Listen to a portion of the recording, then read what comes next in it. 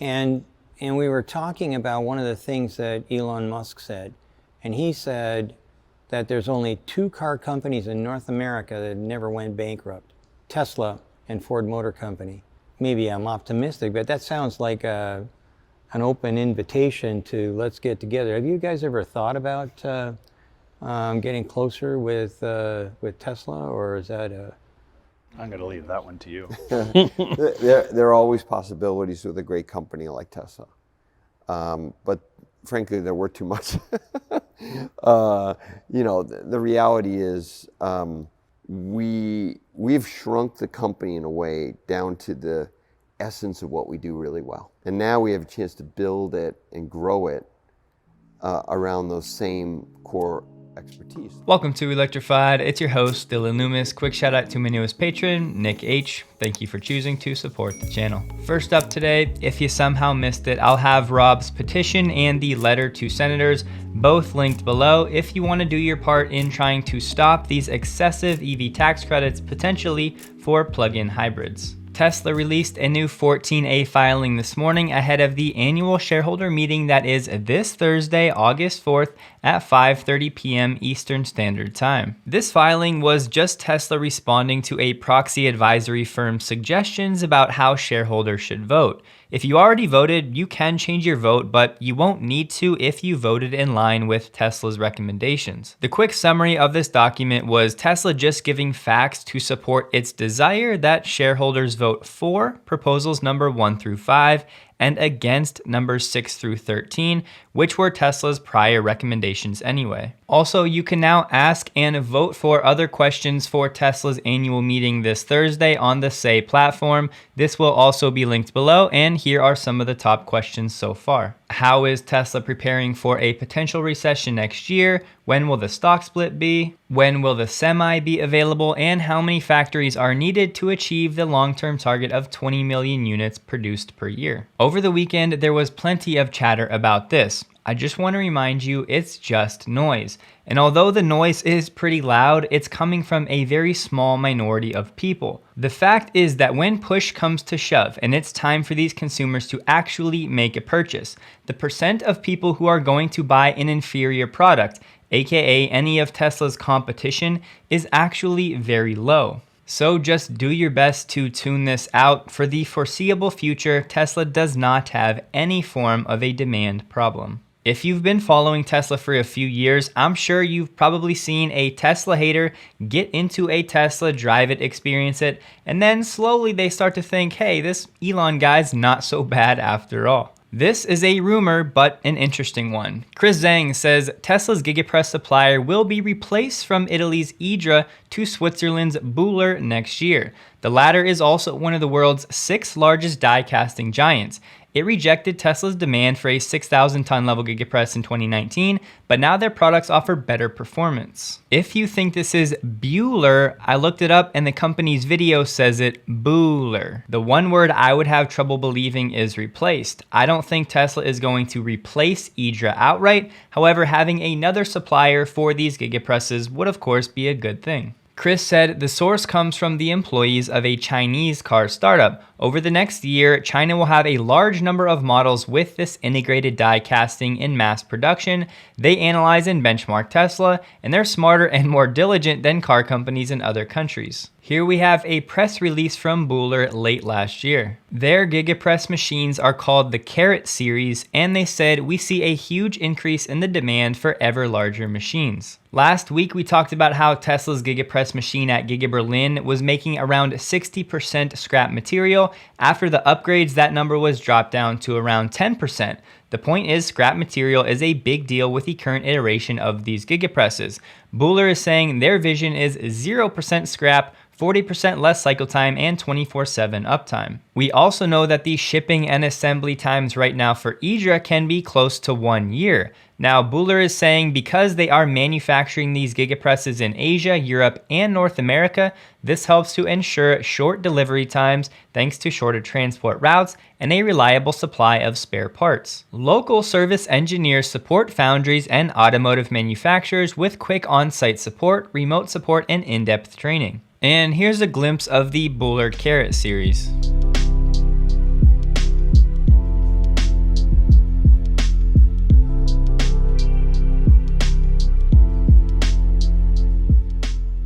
It's also important to remember that Idra is actually doing a lot of custom work for Tesla, specifically with this 9,000-ton press machine. Tesla has asked them for specific revisions and improvements like the injection time, so I don't see Tesla asking for all of these special requests and then a few months later just saying, hey, you know what, we're done taking orders from you. So maybe with this one they were referring to the Giga presses at Giga Berlin or some at Giga Shanghai, something like that. When we were trying to figure this out, there were 6 major casting manufacturers in the world. We called 6. 5 said no, 1 said maybe. I was like, that sounds like a yes.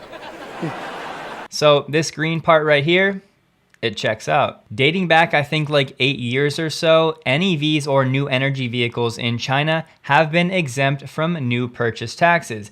On multiple occasions, this policy was set to expire, but every time that deadline approaches, the government keeps extending it, and we have yet another one. According to China Central Television, China will continue its policy of exempting NEVs from purchase taxes. Now, of course, it varies, but on average, this policy can save consumers around a few thousand US dollars. Over the weekend, Tesla finally opened its first store in Mississippi. The grand opening was this Saturday, and this will now be in conjunction with a service center that's already in Mississippi, specifically in Pearl. A cool part of this, though, is what one of the co-owners of the property said about Tesla.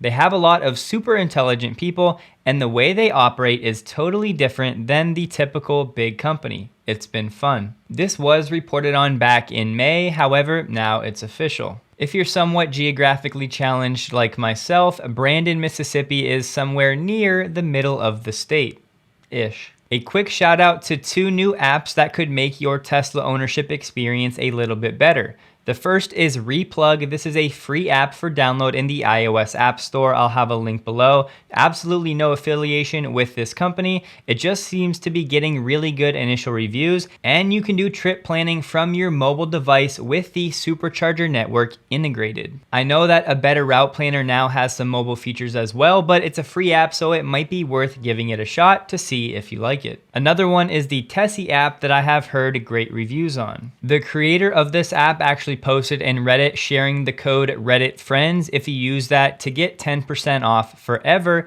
when signing up. And he said part of the proceeds from Reddit signups this month will go to the Rainforest Trust to purchase and protect tropical forests. So if you're interested, another one to possibly check out. Not a Tesla app has redesigned the UI on the page where it tracks different software versions and the release notes for each one. It gives you some pretty neat data, and then it's an easy way to track all of the updates and which update came with which features. So this is a good page to bookmark if you like keeping track of all of the latest updates. Tesla has signed new battery materials deals with current existing Chinese suppliers. The deals are for ternary precursor materials, chemical cocktails that are key to storing energy in lithium-ion batteries. Now, traditionally, these type of materials are used in the cathode, and it gives them a bit higher energy density. These materials are usually made from nickel, cobalt, and manganese. Apparently, Huayu Cobalt has already started supplying Tesla these materials, and they will supply them until the end of 2025. With the prices of the products subject to market prices for nickel, cobalt, and manganese, as well as refining fees.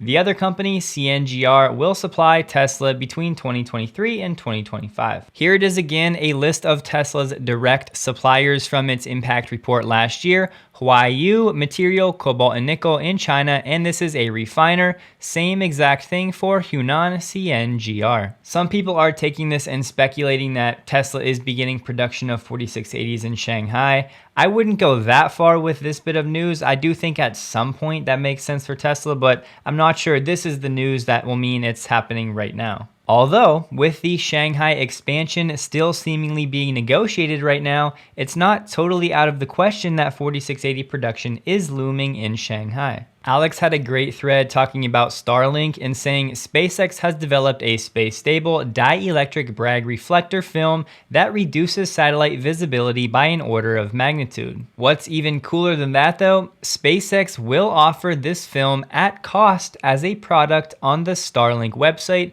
so that all operators may use it to reduce the effect of their own constellations on astronomy and the night sky. SpaceX has also developed a special opaque coating for the backside of solar arrays displays and a special satellite maneuver called terminator tracking to mitigate reflectivity. So say what you will about Elon, but it's little things like this that reiterate the fact that he really is out to do the right thing. From Bloomberg, the used Tesla market in Australia is somewhat out of control. Lightly used Model 3s are going for around 91,000 US dollars, a rough $30,000 over the regular selling price. People are losing patience because the wait times for new Teslas in Australia are so long. Here we have a table of wait times summarized, and as you can see, Australia has some of the longest wait times of any of these countries. At least part of the reason for this has been Australia's slow uptake of EVs in general. This has led to major car makers to prioritize other nations for new models. Some people saw this image of an older Model X, you can tell with some of the chrome trim, but it's the color that made them think what's going on here. This was actually for some early Model X reservation holders. It was called the Signature Series, so there's only a few of these out on the roads, but no, this is not some sort of new secret production. Sam Corris from ARK Invest shared this chart from S&P Global Mobility, so this is global EV data.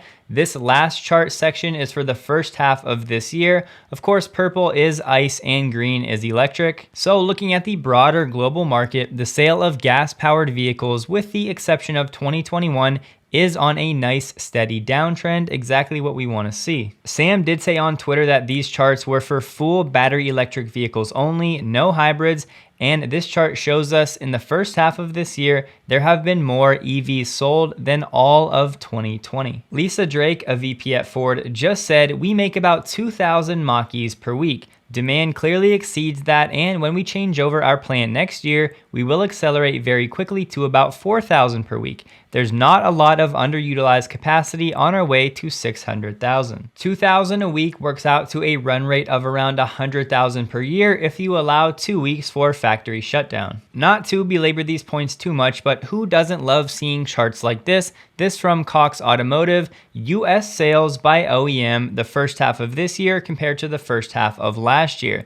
Tesla up around 90%. The rest of the automakers not doing so well. I guess this is just your typical Tesla busted growth story. Here we have a joint venture between Toyota and Panasonic. They are trying to better compete with CATL. The good news, a lot of this production is going to be happening here in America. When you see PPES, that's Prime Planet Energy and Solutions, the joint venture between Toyota and Panasonic. Supplies from this lithium mine in Nevada are slated to begin in 2025. The deal includes a commitment from PPES that this lithium will be used to build EV battery parts in the United States for the United States EV market. This deal with the Ioneer mine should be enough to supply around 150,000 EVs every year. The new EV startup VinFast, the Vietnamese company, which only sold around 36,000 cars there last year, is still planning its push to the United States market, also planning an IPO maybe later this year or early next. It's looking to spend around $2 billion to build a new manufacturing facility in North Carolina. To start in the US, it's looking to sell a mid-size SUV, the VF8, starting at $40,700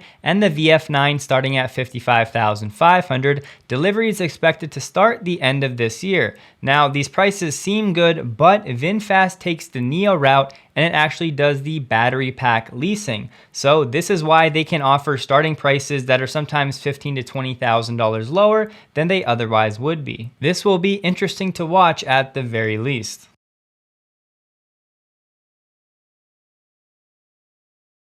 As I was recording, Munro Live dropped a new interview with Jim Farley from Ford and some other Ford execs, so here are the main takeaways. My biggest takeaway was the reminder of how crucial Doug Field is going to be to Ford's EV future. He was a senior VP at Tesla for 5 years and VP of Special Ops at Apple for 3 years. He talked about his biggest focus being Ford's software factory, and that Ford is working hard to vertically integrate its own software. Field also said they have 2 distinct autonomous efforts. It partners with Argo, where they focus on cars without wheels and more commercial use cases, and internally, Ford is mainly focused on level 3 autonomy, keeping the wheels in the cars. Farley talked about how Ford's days of sales inventory is basically 0. Compare this to VW, which has around 150 days of inventory on hand, and Tesla, which is effectively also near 0. Sandy asked about Ford considering Tesla's supercharging connector, and here's what Doug said. And I think we take the responsibility for good charging experiences really heavily. I tell the team it's not just that you gave a bad experience about Ford, you gave a bad experience about EVs, and that's a really big deal. So we have a very high gain on charging experience, and we're working really hard to figure out all the things we can do in public charging to make it better, and we'll consider everything, including that. Overall, Farley was very gracious in the interview and complimentary of Tesla, Hyundai, Kia, and other Chinese companies. Farley also had some really nice words for Sandy and the Munro team at the end about how they're helping to push the industry forward. It was definitely my favorite part of the interview. Sandy ended up getting choked up, and it was just awesome. I'm definitely solidified as a Farley fan after this one. I think you deserve all the credit you get, or more. That's why we're here. Wow. That's why we're here. Wow. Well, thank you. Thank you so much. I'm yeah, it doesn't take, okay, so anyway, thanks for watching Munro Live. Thank you all for coming. That'll do it for today. Please take a second to like the video if you did. Hope you guys have a wonderful day, and a huge thank you to all of my Patreon supporters.